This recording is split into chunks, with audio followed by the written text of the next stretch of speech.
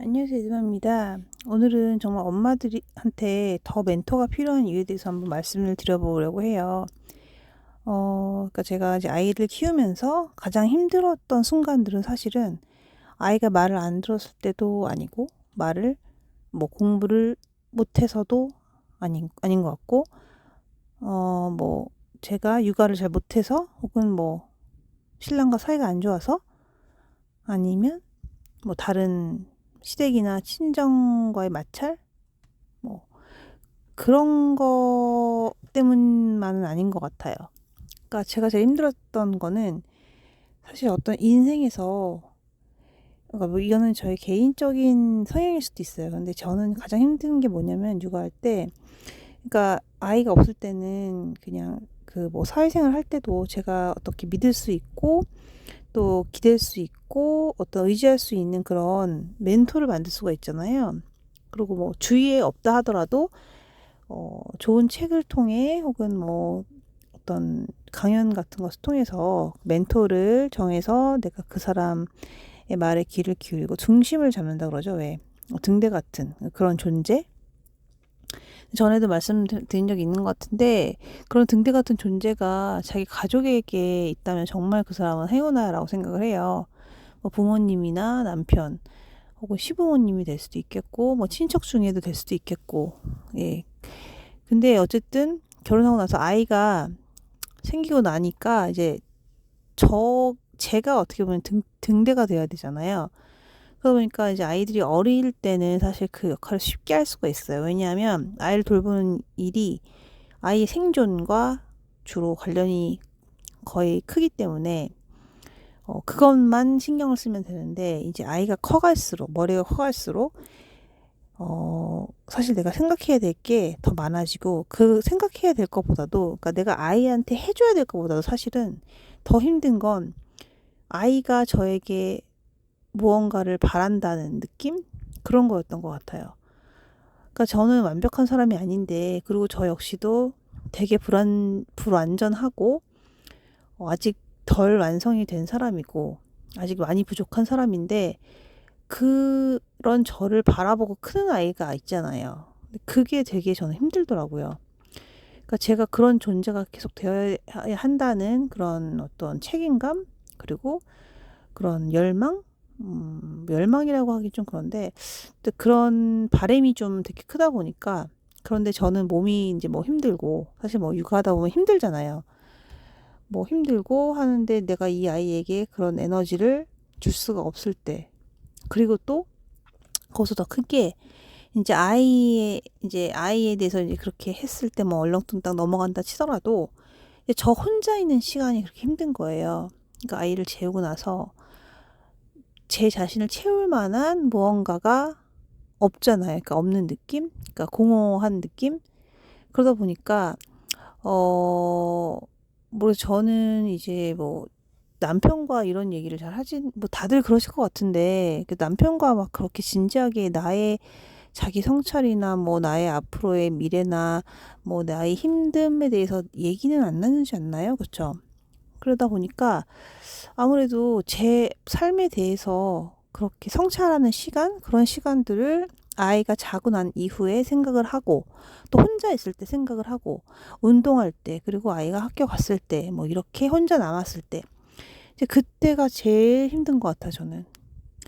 그러니까 그때, 그래서 마음을 다잡고, 다 잡기 위한 수단으로 책을 읽고 운동을 하고, 그 다음에 누군가를 만나고, 이제 이런 게 되게 중요한 것 같은데, 다른 거 다 이제 다 해봤잖아요. 독서도 해보고, 운동도 해보고, 다 해봤고, 친구가 아니라 그 엄마들도 많이 만나보고, 이제 그런 거 다 해봐도, 사실 근본적으로 이제 내 삶의 방향에 대해서 이거는 중심을 잡는다기보다도 그냥 그 스트레스를 완화시켜주는 정도? 이 정도인 것 같아요.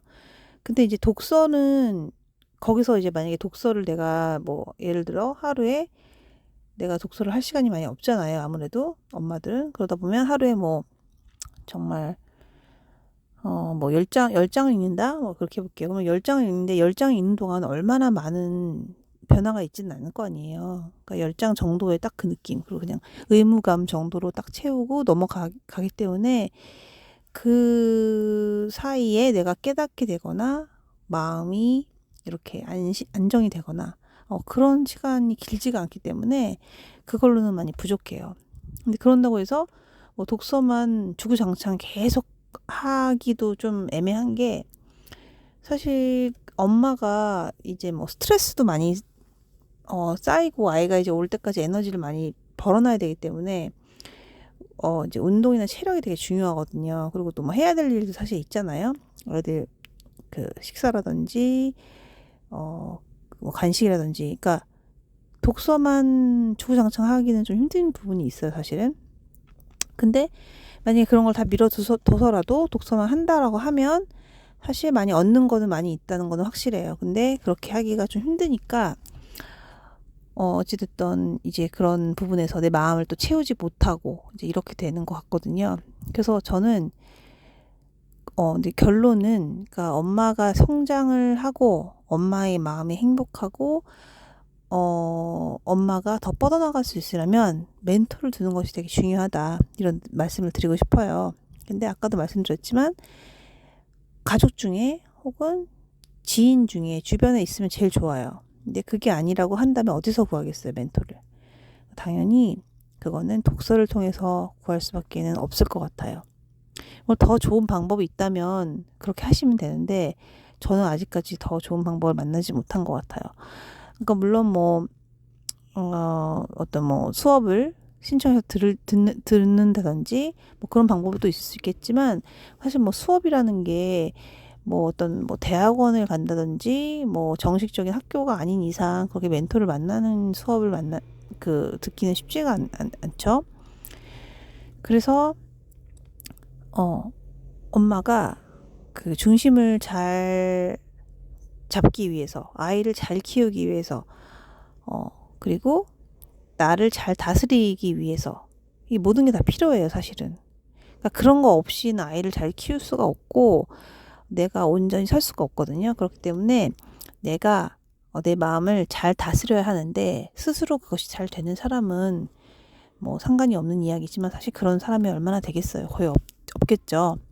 그래서 저는 그런 등대 같은 그런 존재를 엄마들이나 아이 친구들 엄마 모임이나 학원 모임 이런 걸로는 채울 수가 없다고 생각을 해요. 그러니까 만나고 나면 사실 공허하잖아요. 그러니까 물론 그런 것도 필요하죠. 그냥 수다를 나누고 한때의 스트레스 프리용으로는 필요하지만 근본적으로 내 삶을 채워주지 못하거든요, 그게. 그리고 그런 옆집 엄마들이 하는 이야기가 비교의 대상만 될 수 있고, 사실은 내 아이를 위한 맞춤 처방은 될 수가 없기 때문에 결국은 남는 건 없어요. 그러니까 그냥 스트레스 푸는 정도인 거지, 아이를 정말 잘 키우기 위한 그런 꿀 정보, 내 아이를 위한 맞춤 정보는 없다고 보시는 게 맞고, 그러면 저는 이것을 위해서 엄마의 멘탈 관리, 그러니까 엄마의 멘탈 중심 잡기라고 하는 게 더 정확할 것 같아요. 엄마의 멘탈 중심 잡기 위해서 멘토를 정하셔라는 것을 꼭 말씀드리고 싶어요. 근데 멘토를 정하는 가장 좋은 방법은 독서예요, 제가 봤을 때는.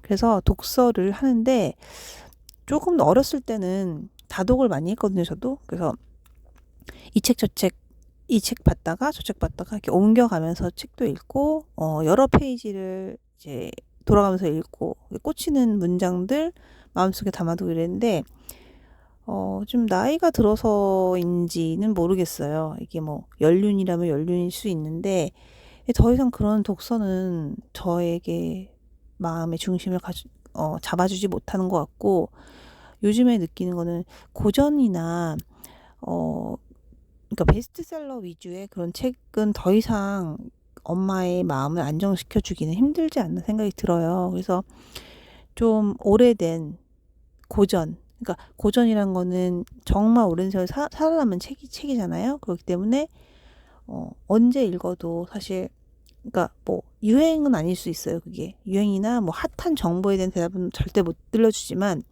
근본적으로 내가 지향해야 할 바를 알려주고 그 중심을 잡아주고 하는 데는 독서만한 게 있을까 저는 싶어요. 그리고 독서를 할 때 그 책을 쓴 작가가 누군지도 저는 되게 중요하다고 봅니다.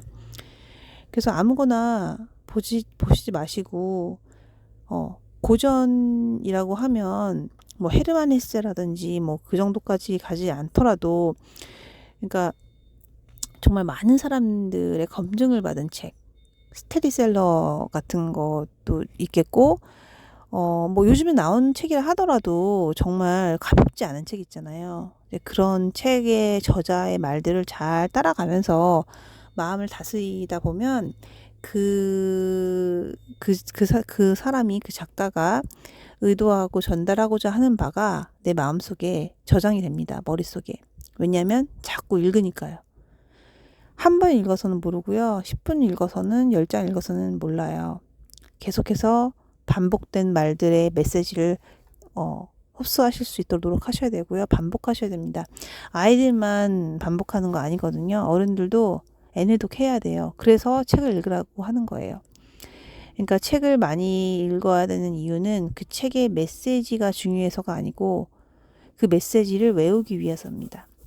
그러니까 그 메시지를 내가 인식하기 위해서. 그 메시지가 중요하다는 건 누구나 알아요. 하지만 그것을 내 거가 되게 하기 위해서는 체화되는 과정이 필요하거든요. 그럼 반복밖에 없고 꾸준한 독서를 하다 보면 저절로 체화가 됩니다. 그러다 보면 내 마음속에 들어오는 멘토들이 있을 거예요. 그 멘토들을 믿으세요. 그리고 그 메시지를 따라서 가시고 마음의 중심을 좀 잡으시길 바랍니다. 그것이 제가 저를 위해서 내린 처방이었어요. 최근에.